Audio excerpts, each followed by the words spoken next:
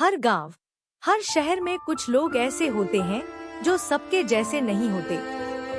लोग उन्हें अलग कहते हैं, अजीब समझते हैं। लेकिन सच तो यह है कि वही लोग भविष्य बदलते हैं। आज की कहानी है आरव की, उस लड़के की जिसने अपने अलग होने से पूरे गांव की किस्मत बदल दी। बचपन से ही आरव बाकी बच्चों से अलग था। जहां उसके दोस्त मिट्टी में खेलते, गिल्ली डंडा खेलते, वहीं आरव टूटी फूटी चीजों को जोड़कर कुछ नया बनाने की कोशिश करता। दोस्त हंसते हुए, अरे आरव, तू हमेशा ये बेकार के काम क्यों करता है? चल हमारे साथ खेल। आरव धीरे से, मुझे खेलना अच्छा लगता है, पर मुझे कुछ ऐसा बनाना है जिससे सबको फायदा हो।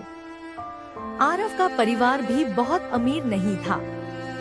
पिता खेतों में मेहनत करते थे और माँ घर के कामों के साथ बच्चों को संभालती थी। कई बार घर में पैसे कम होते तो माँ पिता कहते, बेटा पढ़ाई में इतना मत उलझ, हमें काम में हाथ बंटा। लेकिन आरव का जवाब हमेशा एक ही होता, अम्मा, अगर मैं भी सबके जैसा बन गया तो इस गांव की हालत कभी नहीं बदलेगी।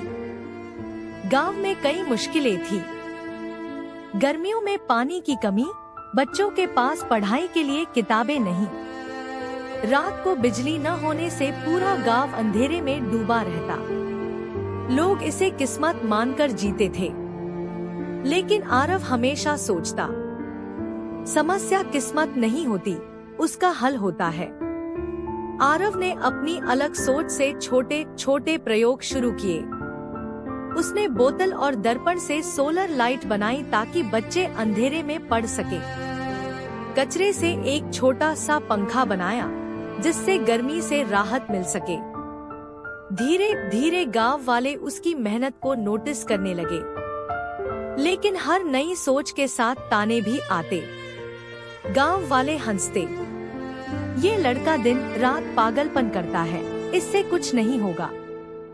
आरव कभी पलटकर जवाब नहीं देता, बस मुस्कुराकर कहता, आरव, आज आपको अजीब लगता है, पर एक दिन यही चीज काम आएगी। बड़ी चुनौती, गांव में कई दिनों तक बिजली नहीं आई। फिर एक दिन गांव पर सबसे बड़ी मुसीबत आई। बिजली कई हफ्तों तक नहीं आई।